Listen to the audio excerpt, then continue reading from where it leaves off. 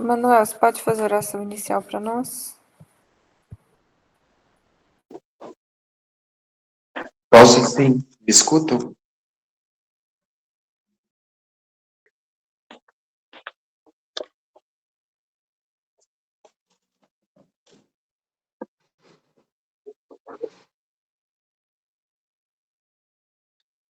Mestre amado Jesus, luz de nossas vidas, agradecemos, Senhor, por todas as bênçãos que recebemos, de estudo, de trabalho, de luta contra nós mesmos. Agradecemos por todas as bênçãos e oportunidades. Temos forças para aproveitá-las, para sermos humildes aos aprendizados, às lições, para fazermos tudo com dedicação. Muito obrigado, que assim seja.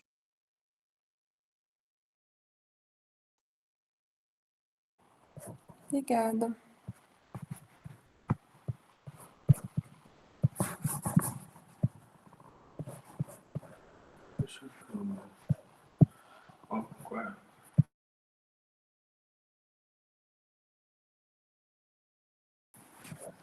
Vamos começar então. Peraí, gente, só um minutinho.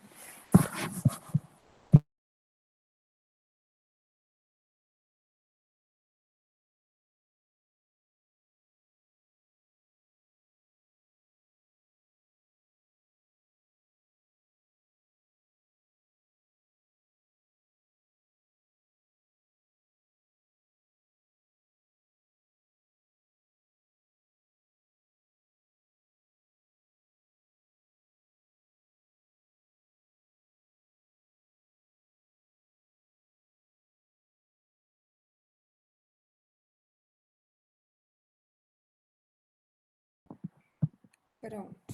Todos estão enxergando, né?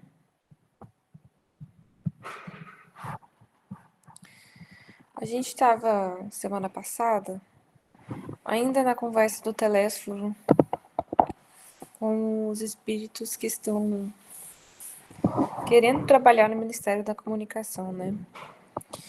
E aí ele retornou falando sobre o espiritismo, e vocês lembram que ele fez uma comparação das religiões? E aí agora ele trouxe de novo o pensamento para os espíritas, principalmente porque muitos dos que estavam lá trabalharam, são falidos, né, nas reencarnações passadas, em questões de mediunidade e doutrinação. Existe o treinamento de mediunidade para espíritos que não vão ser espíritas. Mas os espíritos que se preparam para serem espíritas e serem médiuns, a preparação ela acaba sendo mais específica, mais intensa, né?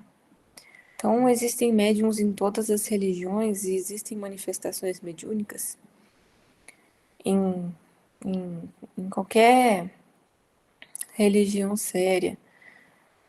Pode não ser séria também, mas aí a manifestação mediúnica vai ser dos obsessores.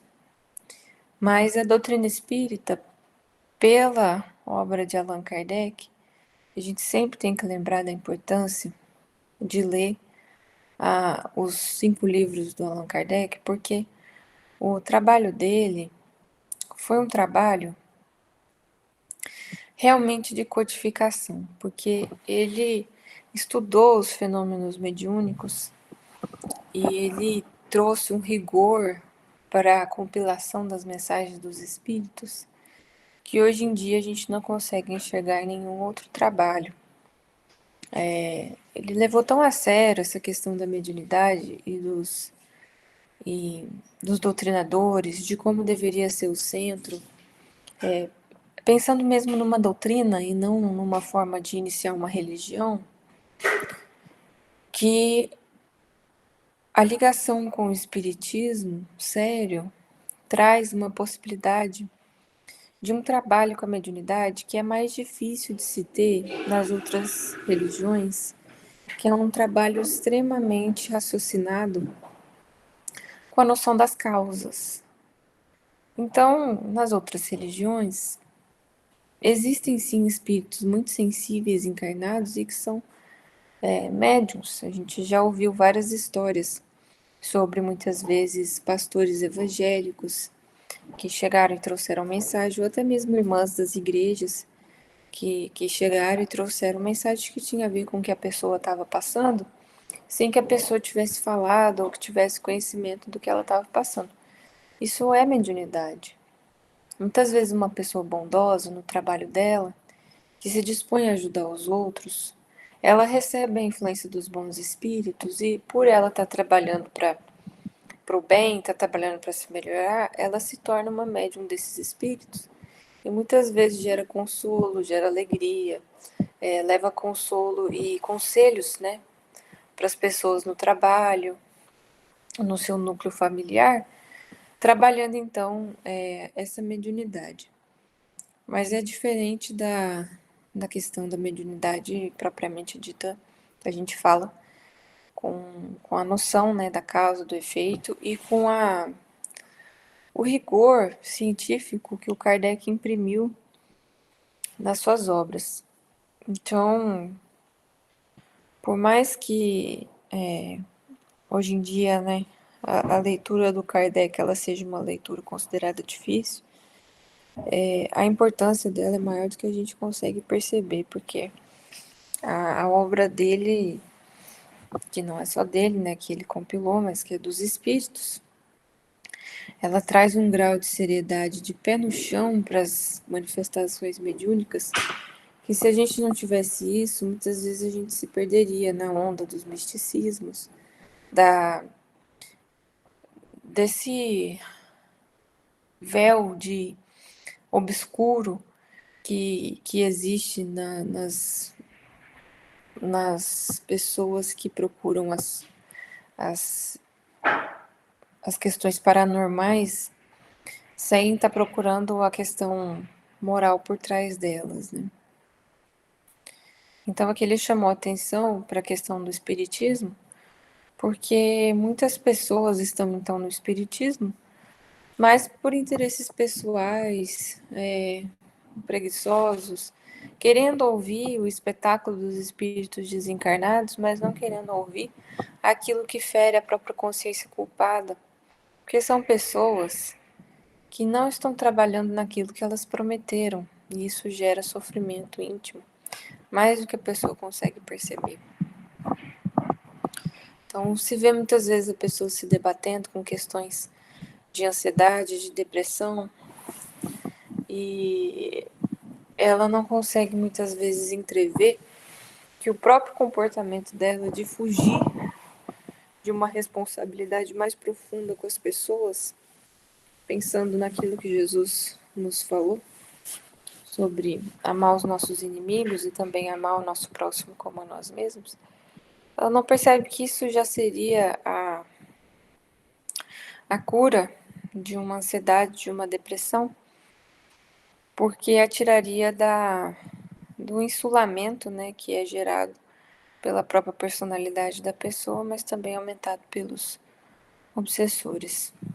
Então, a gente comentou bastante sobre a questão do centro espírita, que é algo que precisa realmente da nossa atenção, porque hoje em dia o estudo ele está muito precário, né? E aí, quanto mais a gente coloca essa noção de responsabilidade no espiritismo que nós praticamos, mais a gente tem condição de ajudar os espíritos nos trabalhos que a gente é levado a fazer, né? Então, o Thales comentou um dia que ele estava numa reunião espírita e a pessoa que estava palestrando, acho que era uma palestra, falou algo que era não muito correto em termos morais, e aí ele disse que ia ficar quieto, que ele não ia falar nada, e aí o espírito falou que ele não tinha o direito de ficar quieto, considerando tudo que ele já tinha lido, estudado, que ele tinha estudado para isso mesmo. E aí ele foi meio contrariado, né? Porque ninguém gosta de ser contrariado na própria palestra, né? Então ele sabia que a pessoa palestrante não ia ficar muito feliz com, com a interrupção dele, mas ele precisou fazer por essa questão da responsabilidade com esse espiritismo sério, que é o tom de todos os nossos estudos, dos nossos trabalhos, porque esse é o tom da procura de um espiritismo realmente focado em fazer o bem e disposto a analisar todos os pormenores para que esse bem ele seja cada vez menos recheado dos nossos defeitos e que nós nos tornemos então espíritas capazes de transmitir as mensagens dos bons espíritos com maior fidedignidade, existe isso? Não foi palestra, não, foi no estudo. Ou no Palestra estudo? não interrompe, não. Palestra ele não interrompe, ele disse. Foi estudo. Então, eu vou continuar a leitura. Tudo porque, meus irmãos, está falando do Espiritismo, né? Da situação do Espiritismo. Porque não temos sabido defender o sagrado depósito? Por termos esquecido em nossos labores carnais que Espiritismo é revelação divina para a renovação fundamental dos homens. Isso a gente vive, né? Porque quanto mais a gente deixa o Espiritismo entrar no nosso coração e a gente cada vez mais entende a profundidade que as mensagens no Evangelho segundo o Espiritismo, que as leituras do André Luiz, das obras de Emmanuel entram no nosso coração e nos falam, a gente entende que realmente o Espiritismo é a revelação para a renovação dos homens. Não atendemos ainda como se faz indispensável a construção do reino de Deus em nós. No livro O Evangelho segundo o Espiritismo, acho que é um dos primeiros capítulos, talvez o segundo ou o terceiro, está escrito: o meu reino não é deste mundo, né? Em que Jesus fala para Pôncio Pilatos, né? Que o reino dele não é deste mundo, que se o fosse, né? Ele não seria preso, ele não se deixaria que ele ficasse na situação que ele ficou. Oi? Evangelho de João.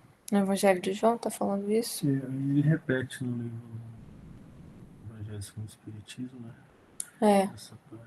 Ele repete essa parte. Ele pergunta: és tu rei 3 vezes? Isso. E na terceira ele fala: Ele falou assim: você que tá dizendo que sou rei, né? és tu rei? Ele fala: tu o dizes. No entanto, meu reino não é desse mundo. Se o meu reino fosse desse mundo, os meus anjos viriam tirar-me das mãos dos judeus. Mas por agora, meu reino não é deste mundo. Exatamente. E aí, os comentários do Kardec depois falam exatamente sobre isso aqui que ele está comentando. Que Moisés, ele trouxe um sentido figurado, porque o povo embrutecido, ele não conseguiria entender uma vida espiritualizada. E aí, quando Jesus veio, ele fala muito sobre a vida futura e muito da lógica por trás da justiça de Deus, ela está baseada na vida futura, porque se a gente não acredita na vida futura, então a gente não consegue entender os raciocínios da justiça de Deus, né? Se a gente considera uma vida só, a gente não consegue enxergar a justiça em Deus, porque crianças às vezes morrem lá em tenra idade sem ter motivo, ou às vezes uma pessoa que viveu a vida injustamente ou viveu a vida enganando os outros, ela vive uma vida impune, ou até mesmo pessoas que cometeram crimes cruéis prospera financeiramente.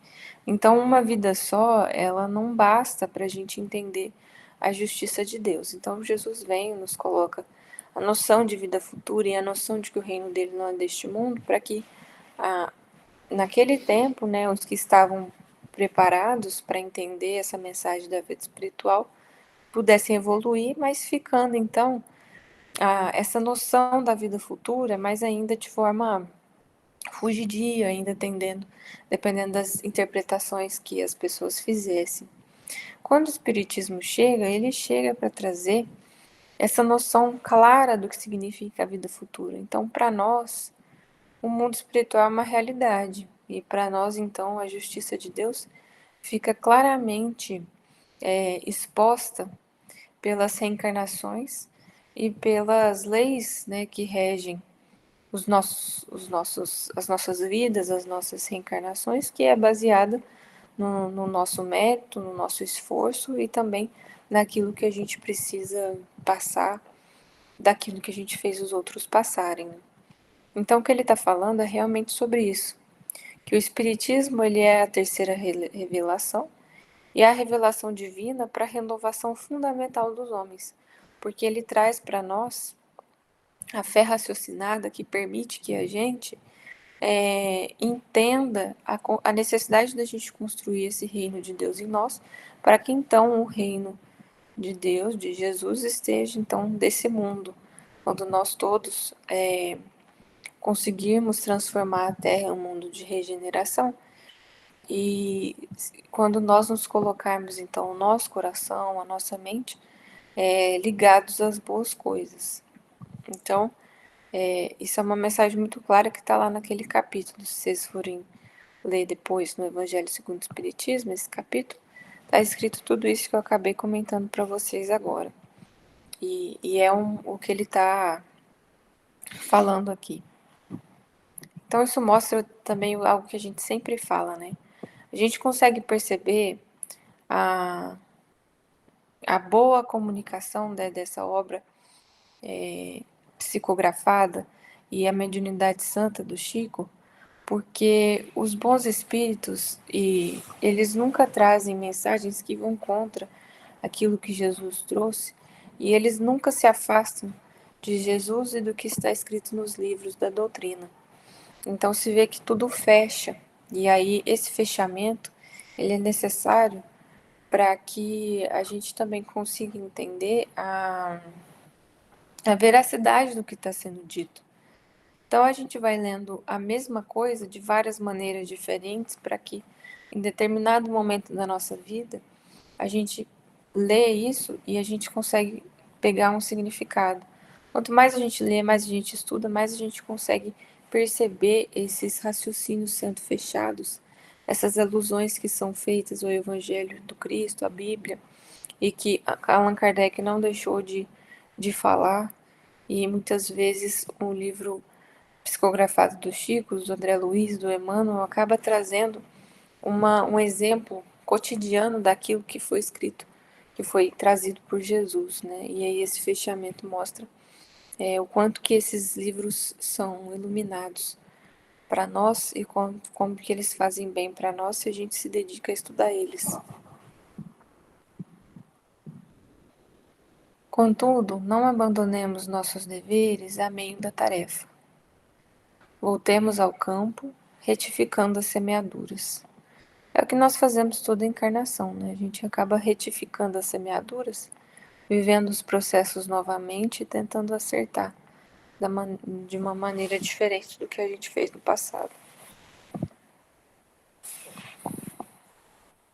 O Ministério da Comunicação vem incentivando esse movimento renovador. Necessitamos de servidores de boa vontade, leais ao espírito da fé. Não serão admitidos os que não desejarem conhecer a glória oculta da cruz do testemunho, nem atendem aqui os que se aproximem com objetivos diferentes.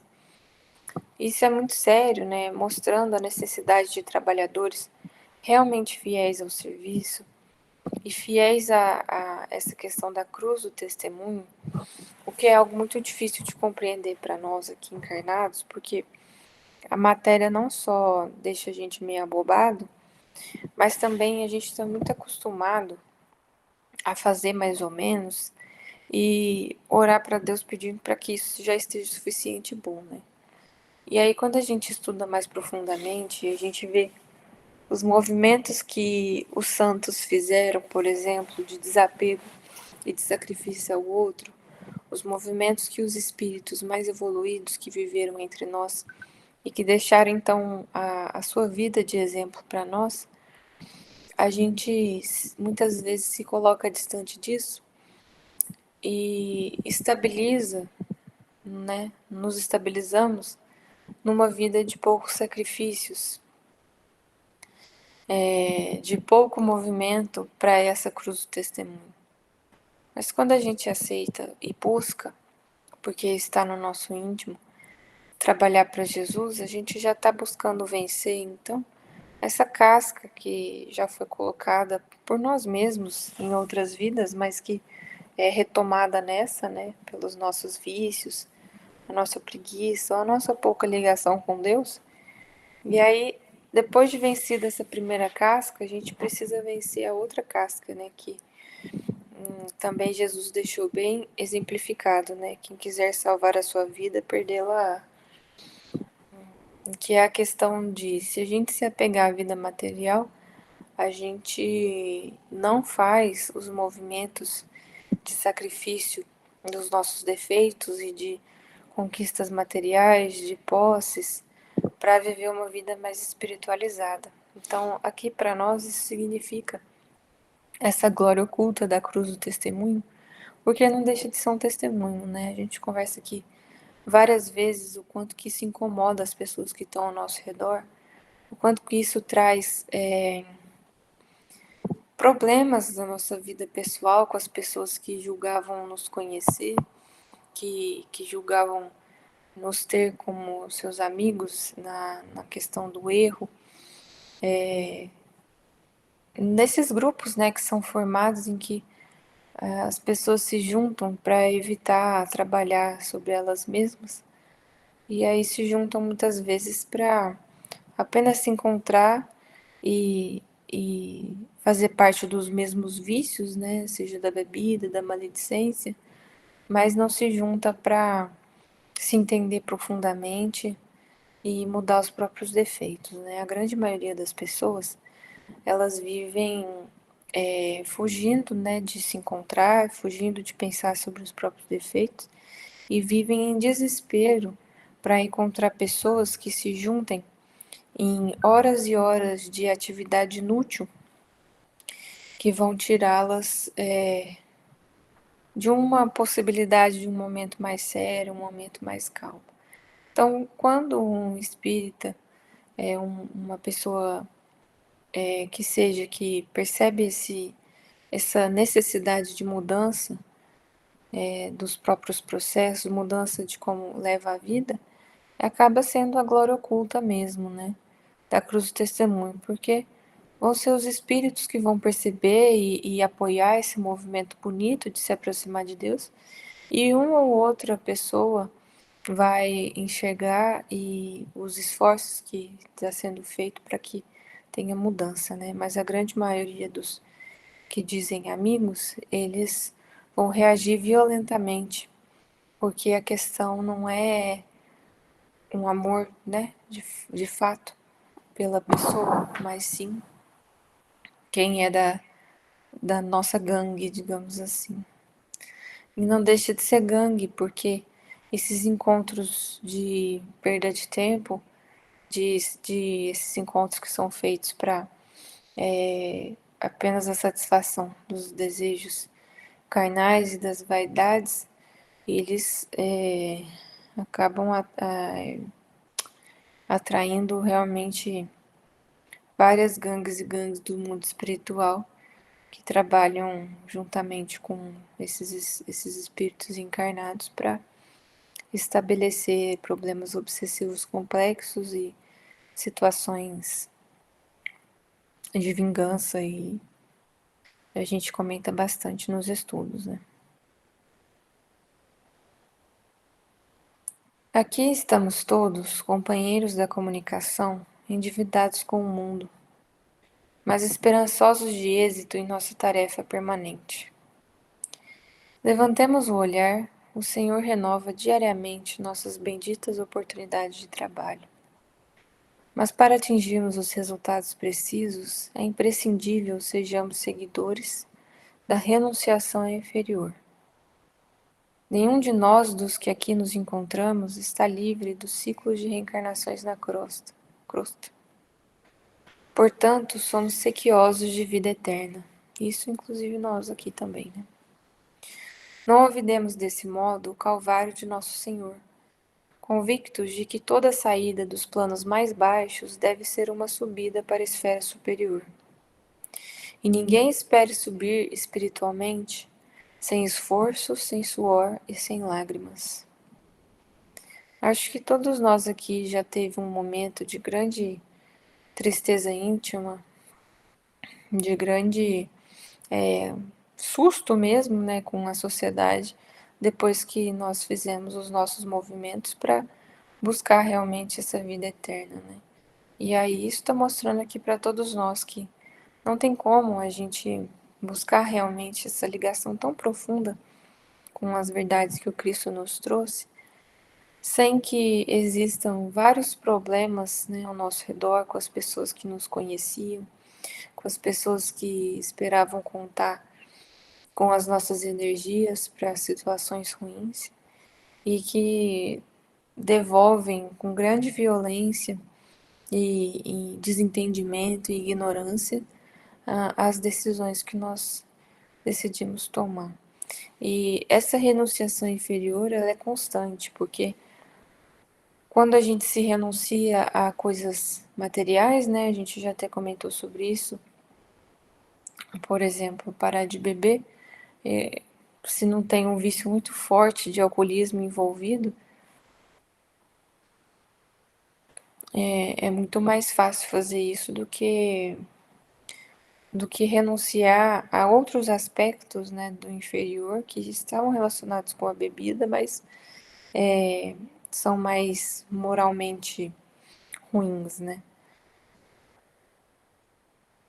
Então, tem o meu caso mesmo, que eu bebia bastante, comecei a beber desde cedo, até por influência familiar mesmo, e chegou um momento da faculdade que eu não estava aguentando mais em termos de depressão, ansiedade, situações difíceis mentalmente, mas era uma fuga muito grande que eu tinha. E aí, me aproximando do espiritismo de novo, graças ao Tales, bastou poucos estudos assim para eu entender que eu precisava parar de beber e parei praticamente de uma vez a beber. E não foi difícil parar de beber, eu não tive dificuldades assim, não tive abstinência, não tive mais vontade, mas foi interessante enxergar o quanto que isso afetou as outras pessoas, né? Porque aí eu parei de ir nas reuniões que eu ia, nas festas que ia, até porque não fazia sentido. E, e aí as pessoas reagiram muito mal nesse sentido, né? Não teve abstinência porque se afundou em Coca Zero. O Thales falou que eu não tive abstinência porque eu me afundei em Coca Zero, mas quando eu comecei a beber Coca Zero desse jeito, já fazia mais de ano que eu não bebia, então a culpa é sua mesmo. Mas e ao invés de ficar indo em festa, foi começando a trocar, né? Aí começou a criar mais gosto em café da tarde, em sentar para conversar com as pessoas. Eu ia lá na casa do Thales, tomava todo o café que ele fazia. Fui trocando as coisas, né? A gente vai aprendendo a gostar de. Conta porque tem em casa no local que os cafés eram quase todos. Ele está lembrando aqui que os cafés eram quase um estudo espírita também, que a gente conversava, ele falava bastante coisa sobre essa questão da vida espiritual, das nossas dificuldades morais e o quanto que isso fazia bem pra gente, né? E aí até os espíritos ouviam, às vezes ele ele falava, nossa, mas por que eu estou falando isso? E aí eu percebi que tinha vários espíritos envolvidos, porque Jesus deixou claro, né? Quando um ou mais estiverem reunidos em meu nome, ali eu estarei. E ali a gente conseguia, então, transformar um momento de prazer num momento que era um prazer um pouco mais sublimado, em que é claro que tinha piadinhas, né? Tinha situações de ligação ainda com o mundo inferior, mas já não era a mesma coisa. Então foi uma renunciação a esse inferior que estava dentro de nós, né? E aí quando não tinha, quando já acabava a energia, ainda tinha uma mostra de música dos anos 80, brincando. Mas isso foi uma troca. E aí, é claro que isso já trouxe uma alegria maior, uma sensação de pertencimento, que aí que você percebe, nossa, não tinha, na verdade, prazer envolvido naquilo, né? Era uma busca de inconsciência muito grande, uma busca de não querer nem se sentir, né? E aí depois que isso passou também, isso foi aumentando cada vez mais, porque aí essas coisas vão mudando dentro de nós. Quando a gente supera essas questões inferiores que estão bem, bem, bem primitivas, a gente descobre coisas no nosso íntimo que são tão primitivas quanto, mas são menos materiais. E aí a gente vai trabalhando para renunciar ao inferior. Então, essa renunciação ela é constante na nossa encarnação, até que a gente se torne o espírito perfeito. Então, a gente vai estar sempre necessitado de espiritualização em tudo que a gente fizer. Todas as nossas ações, elas precisam ser revistas. E a gente aprende isso todos os dias, que não importa tanto o que é feito, mas sim como é feito. Então, a intenção importa, o como está o nosso pensamento no momento que a gente está fazendo, isso importa. Então, a gente pode até estar assistindo um filme, mas dependendo de como a gente está mentalmente, a gente pode estar sublimando aquilo e trazendo boas vibrações para o ambiente. Isso em qualquer situação, né? Fazer uma comida, por exemplo, receber pessoas em casa, tudo isso pode ser feito de forma a sublimar e aproximar de Deus. Mas é necessário, então, que a gente medite sobre isso e a gente consiga, então, transformar. A gente pode continuar fazendo tudo que a gente estava fazendo antes, mas exceto beber, claro, né? Tirando isso, mas a maneira como fazer, a ligação com Deus enquanto está fazendo, isso vai transformando o ambiente e sublimando as nossas vibrações. Só o fato, assim, a gente sempre comenta isso, né? Só o fato da gente ser capaz de unir várias pessoas e não usar esse tempo para falar mal dos outros, isso já é Vixe, esqueci a palavra. Uma vitória. Eu ia falar um vencimento. Já é uma vitória muito grande dos nossos processos de maledicência, de inveja, de egoísmo. Só o fato da gente já conseguir olhar para as pessoas e buscar enxergar as dores delas e ajudar elas já é muito melhor do que o nosso passado, em que a gente vivia vivendo a nossa vida egoisticamente, só pensando na nossa família e nem olhando para quem está ao nosso redor, né? Então são situações que a gente vai aprendendo. Mas não é sem esforço e sem lágrimas. E aqui na Terra, pelo menos por enquanto, como a Terra ainda ela está muito ligada ao mal e a maioria das pessoas estão fugindo de trabalhos sérios, acaba que é um trabalho silencioso e solitário na maioria das vezes, né? Por isso a importância da nossa amizade, da ligação desse grupo, dos outros grupos, dos estudos todos de forma geral, porque isso nos dá força e sustentação de que existem pessoas que estão buscando a mesma coisa que nós. E isso faz uma diferença, porque aí a gente pensa um no outro, a gente ora um pelo outro e a gente se fortalece. E aí vence um mar de vibrações pesadas aqui da Terra. Nesse momento, cessou a preleção de Telésforo, que abençoou a Assembleia, mostrando o olhar infinitamente brilhante, e aceitando em seguida o braço de Aniceto, para afastar-se debaixo de profunda impressão em face das incisivas declarações do instrutor. Observei que numerosos circunstantes choravam em silêncio. Ao meu olhar interrogativo, Vicente explicou: são servidores fracassados. Nesse instante, Telésforo e o nosso orientador postaram-se junto de nós.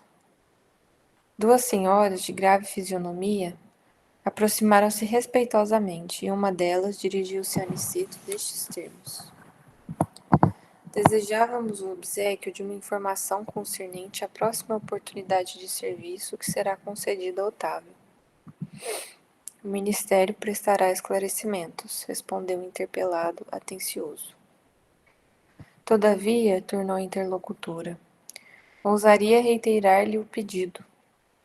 É que Marina, grande amiga nossa, casada na terra há alguns meses, prometeu-me cooperação para auxiliá-lo. Seria muito de meu agrado localizar agora o meu pobre filho em novos braços maternais. Aniceto esboçou um gesto de compreensão, sorriu e esclareceu sem afetação. Convém não estabelecer o plano por enquanto, porque, antes de tudo, precisamos conhecer a solução do processo de médiuns fracassados em que ele está envolvido. Somente depois, minha irmã. Volvi os olhos para o Vicente sem ocultar a surpresa. Mas enquanto as senhoras se retiravam conformadas, Aniceto dirigia-nos a palavra. Tenho serviços imediatos em companhia de Telésforo. Deixo-os a todos em estudos e observação aqui no centro de mensageiros. Retirou-se Aniceto com os maiores e um companheiro declarou alegremente: podemos conversar. Nosso orientador explicou-me Vicente solícito. Considera trabalho útil toda a conversação sadia que nos enriqueça os conhecimentos e aptidões para o serviço. Aquilo que a gente estava conversando, né? Desses cafés da tarde, jantas, almoços no Tales, em que a gente trabalhava essa conversação sadia, direcionado pelos bons espíritos, mas trazendo esses conhecimentos da vida do dia a dia que nos enriquece e nos aumenta, né, a aptidão para o serviço. A gente aprende muito a conversar com as pessoas, a entender o que é passado, né, no íntimo das pessoas, a conhecer a nossa própria personalidade nessas conversações. Então, aproveitando toda a conversação sadia, a gente cresce muito. Então, realmente, é um trabalho útil, não deixa de ser trabalho, né? Pelas nossas palestras construtivas, portanto, receberemos também a remuneração devida à cooperação normal. Curioso e surpreendido, indaguei. E se eu tentasse voltar aos assuntos ulteriores da terra, esquecendo a conversação edificante? Vicente sorriu e retrucou. O prejuízo seria seu, porque aqui a palavra define o espírito. E se você fugisse à luz da palestra instrutiva, nossos orientadores conheceriam sua atitude imediatamente, porquanto sua presença se tornaria desagradável e seu rosto se cobriria de sombra indefinível. Então, isso daqui deixa bem claro para nós, a curiosidade do André Luiz servindo para nós, né? Deixa bem claro para nós aquela questão de que no plano espiritual não tem jeito, o que a gente pensa, o que a gente busca, a gente mostra no nosso perispírito. Aqui na Terra a gente também mostra de forma mais ou menos, dependendo da sensibilidade da pessoa que nos vê, né? Mas a matéria ela acaba reduzindo isso e é por isso que hoje em dia muitas vezes se vê pessoas com uma aparência, mas o comportamento ele é completamente destoante, né? Porque a situação é que muitas vezes as pessoas aprendem a manipular, a falar de uma determinada maneira, mas que aquilo não está ligado ao íntimo. Por enquanto, aqui na Terra, isso é permitido por Deus, mas com a espiritualização da Terra, isso vai ficar cada vez mais difícil, porque a nossa ligação com o mundo espiritual ela fica mais clara, e aí aqui mesmo numa encarnação, a vida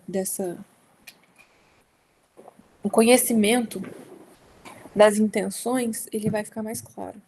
Porque as pessoas se tornarão mais sensíveis. As pessoas já estão se tornando mais sensíveis, né?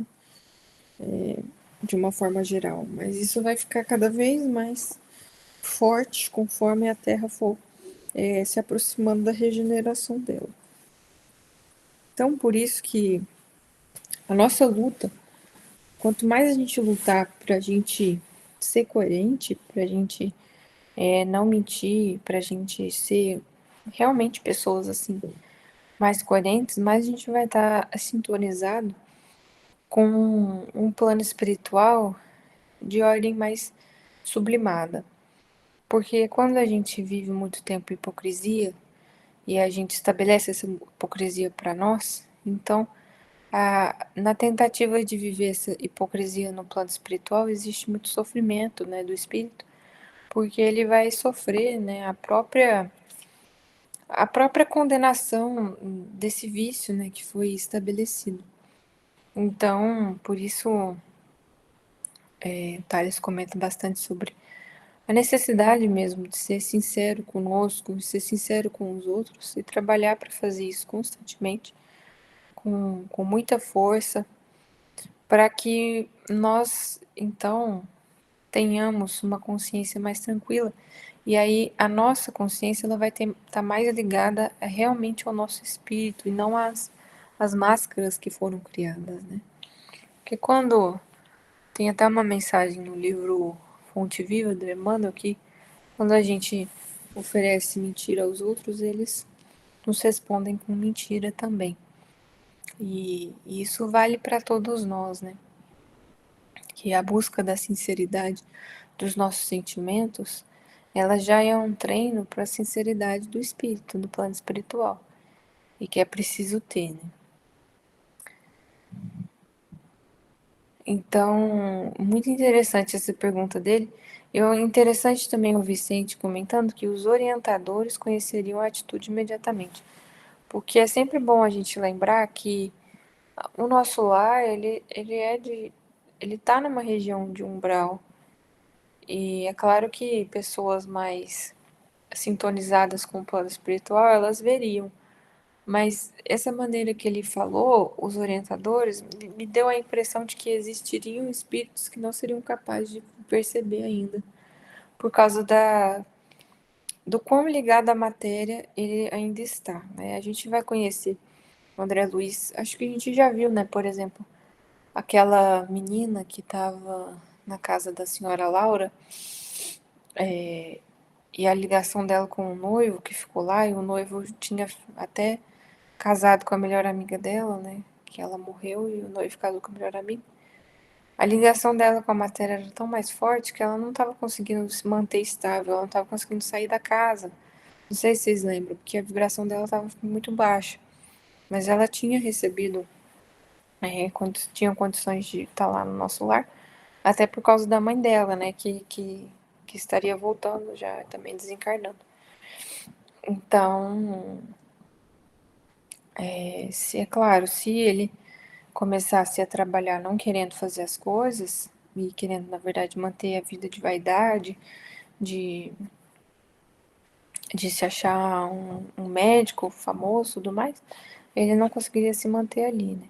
Então isso mostra também o crescimento do André Luiz, desde o nosso lar até aqui, porque ele realmente foi um arrependimento sincero, realmente, das questões que o ligavam à Terra, né?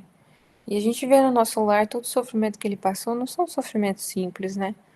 Para uma pessoa vaidosa, centralizadora, ele sofreu golpes muito fortes, né? No egoísmo dele, no orgulho. E aí, isso mostra também o quanto ele se manteve fiel àquilo que ele estava aprendendo, né? Ele foi realmente humilde e ouviu e passou pelas provas ali para se manter no nosso lar e fazer parte desses estudos. E ainda assim, cabe a gente lembrar que tudo isso que ele passa e aprende seria então também um preparo para uma nova vida dele aqui encarnado, em que ele teria que passar pelas mesmas provas de vaidade, de poder financeiro, de poder social e a situação da tirania doméstica dentro de casa, né? Então ele teria que reencarnar e passar por tudo isso, e se ele vencesse isso, aí sim, todo esse trabalho aqui que ele passou, nesses 13 livros do Nosso Lar, todo esse crescimento em termos de conhecimento espiritual que ele teve, ele teria que utilizar isso numa próxima reencarnação e passar pelas provas. Passando pelas provas e tendo êxito, aí sim esse conhecimento ele se estabelece no espírito, porque aí ele vai ter conseguido realmente colocar em prática tudo aquilo que ele aprendeu. E isso serve para todos nós, né?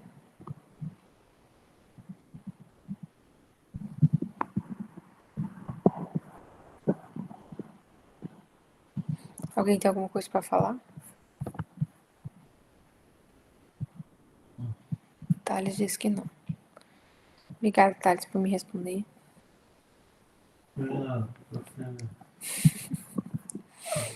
Ô Maria Tereza, eu tenho. Diga. Nesse último pedaço aí, se até os espíritos, né, se preocupa onde eles estão, né, se preocupa com os pensamentos, né? Imagina nós encarnados aqui na Terra, quanta canelada todo dia. Sim, isso é verdade. Tem um livro, deixa eu ver se eu lembro que livro que foi. Eu acho que é o Obreiros da Vida Eterna, que é muito interessante. Eles entram numa espécie de templo, assim, em que uma vez a cada tanto tempo, um espírito de uma hierarquia muito superior, ele se materializa numa tela e permite que estão lá conversem com esse espírito sobre os trabalhos de resgate no umbral, né? Então, o André Luiz, eles entram, né, o grupo, ele entra num lugar lá, e aí é um lugar completamente guardado, em que e tem até, assim, espíritos especializados em observar o pensamento das pessoas, porque como é a materialização de um espírito muito superior, a vibração dentro daquele lugar para que isso aconteça, ela precisaria estar o mais afinado possível. E aí eles fazem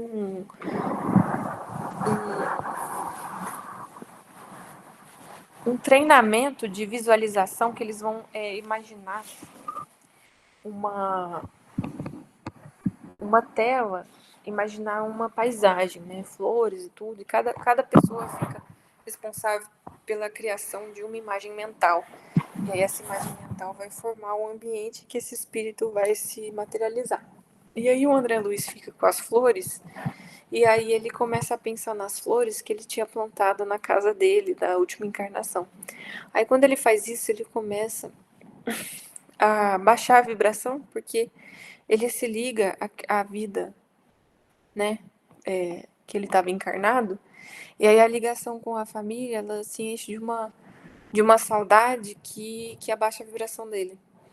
E aí, logo que ele faz isso, um espírito percebe e já lembra ele da necessidade de se manter com o pensamento completamente ligado ali àquilo que ele estava fazendo, né? Ele mesmo passa por isso. E é um momento assim que eu lembro dele comentar, de enxergar assim, realmente a dificuldade que é manter o pensamento bem centrado em boas coisas, né? E esse é o treinamento nosso todos os dias, porque a gente vive mergulhado, né, em vibrações muito pesadas. Então, para a gente realmente sintonizar o nosso pensamento com o bem é realmente todo dia mesmo. E isso mostra que é realmente algo que todos nós passamos diariamente e os espíritos também passam, né? Dependendo da situação, da ligação íntima, da ligação emocional que a gente tem, a nossa capacidade de controle emocional, ela fica muito reduzida. E aí faz parte do aprendizado a gente conseguir se ligar mais a Deus do que a essas coisas, né? Mas é a luta de todos os dias, né? Tem dia que a gente consegue vencer mais, tem dia que a gente para nos pensamentos e aí o importante é não desistir nunca, que é difícil mesmo.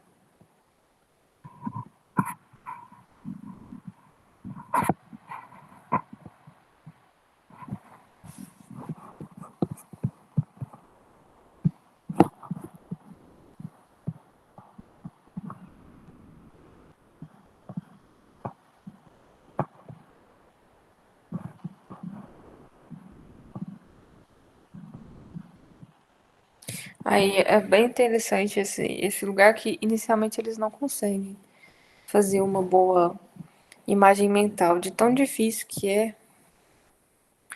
é mentalizar com boas vibrações ali aquela tela. Aí eles pedem para refazer, eles fazem e conseguem.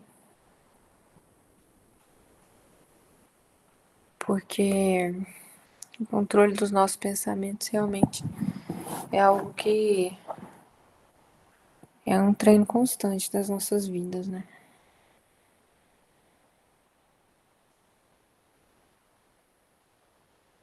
A queda de Otávio.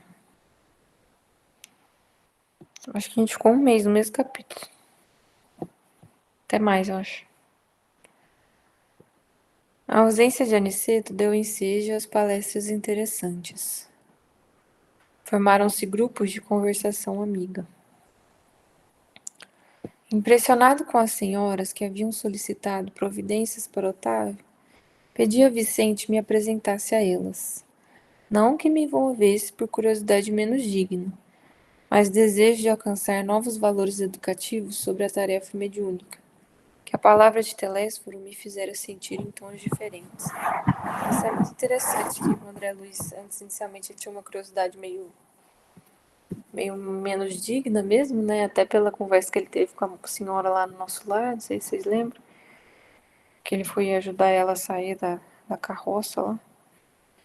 E aí ela, de curiosidade, mas aí ele foi conseguindo transformar isso porque ele é um espírito que não tinha conhecimento dessas situações da vida espiritual. Então, tudo que ele escuta, ele fica muito assim interessado em entender como que aquilo fazia sentido, né?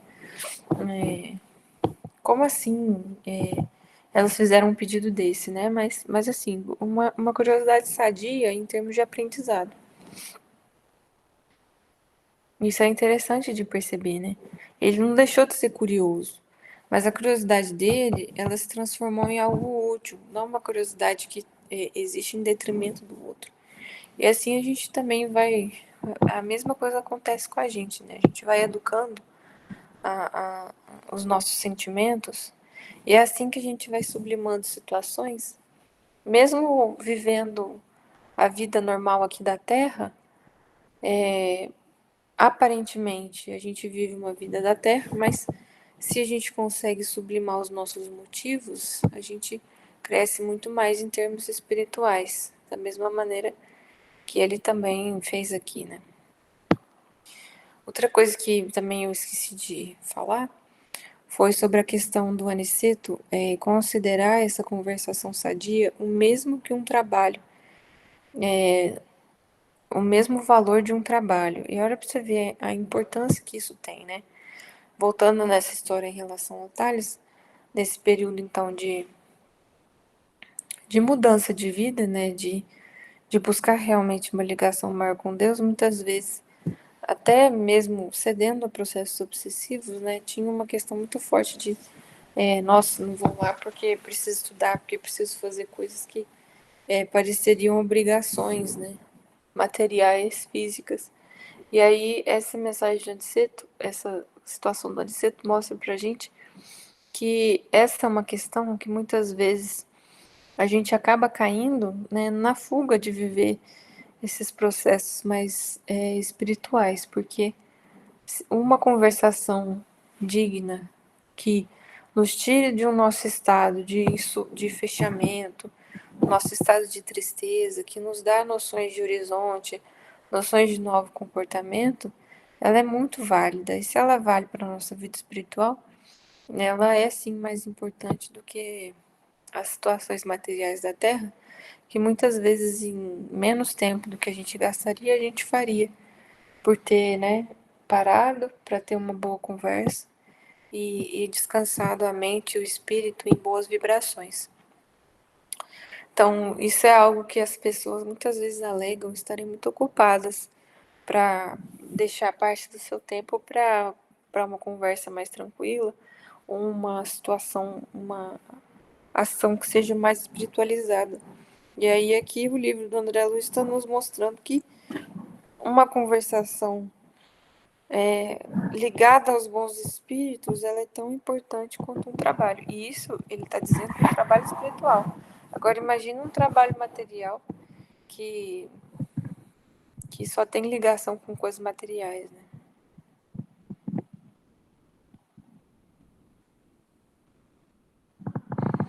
O amigo atendeu de boa mente. Acho que está separado isso aqui. Em breves momentos, não me achava tão só à frente das irmãs Isaura e Isabel, mas do próprio Otávio, um pálido senhor que aparentava 40 anos. Também sou principiante aqui, expliquei, e minha condição é do médico falido nos deveres que o senhor lhe confiou. A sinceridade do André Luiz, né? A humildade dele em dizer isso. Se ele não tivesse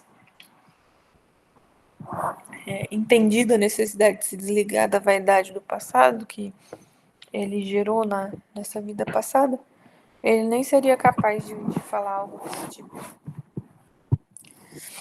E não teria se capacitado para fazer parte desses trabalhos espirituais.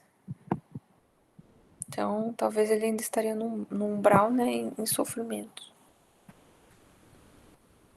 Otávio sorriu e respondeu: possivelmente, meu amigo terá a seu favor o fato de haver ignorado as verdades eternas do mundo. O mesmo não ocorre comigo. Ademais, não desconheci o roteiro certo que o pai me designava para as lutas na terra. Não possuía títulos oficializados de competência. Entretanto, dispunha de considerável cultura evangélica, coisa que, para a vida eterna, é de maior importância que a cultura intelectual, simplesmente considerada. Tive amigos generosos do plano superior que se faziam visíveis aos meus olhos. Recebi mensagens repletas de amor e sabedoria, e, no entanto, caí mesmo assim, obedecendo à imprudência e à vaidade. Então, semana que vem a gente vai terminar a história do Otávio, que mostra para nós a mediunidade falida. E aqui realmente, se vocês forem ver, o André Luiz ele sofreu por ter percebido que a ligação com o mundo intelectual, com a vaidade intelectual, com as filosofias que ele discutia, não o trouxe consolo ali na região do umbral. Mas ele sentia a culpa, assim, de ter utilizado a religião apenas como uma mera situação social ocasional, né? Ia de vez em quando e não pensava muito sobre isso. Mas o sofrimento do Otávio mostra aquilo que a gente sempre comenta, que a quem é mais dado é mais pedido. Que a responsabilidade, quando a gente sabe mais, ela é maior. Então, ter esse conhecimento espírita, receber essas bênçãos da doutrina espírita, eles trazem um consolo imenso para a nossa alma, nos trazem momentos de verdadeira paz aqui, né? Quando a gente conversa, quando a gente faz uma oração em grupo, quando a gente estabelece esse grupo, né, de boas vibrações, mas isso também traz uma responsabilidade imensa para as nossas ações aqui na Terra, justamente por isso. Porque esse conhecimento, ele vem com grandes responsabilidades, como diz o tio Ben, do Homem-Aranha. Ele diz poder, né, mas tudo bem. Acabamos o estudo de hoje.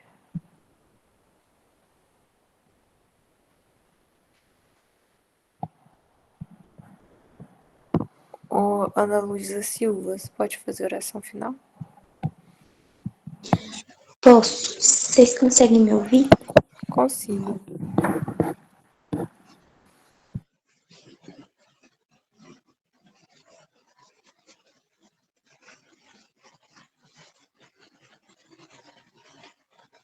Mestre amado Jesus, nós te agradecemos pela oportunidade de termos estado reunidos em teu nome mais uma vez. E pedimos, Senhor, o teu auxílio para que tenhamos mais cautela com os nossos próprios pensamentos, com as nossas próprias atitudes, com as nossas próprias decisões, e que a luz do teu amor e as tuas bênçãos possam alcançar os nossos lares, os nossos corações, as nossas famílias e os nossos amigos. Que consigamos manter os nossos corações e as nossas mentes elevadas a Ti. Pedimos também que o Senhor nos auxilie na compreensão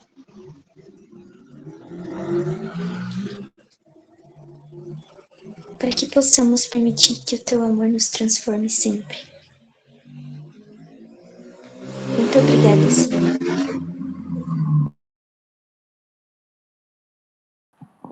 Obrigada. Boa noite a todos. Até domingo. Boa noite, fiquem com Deus. Boa noite.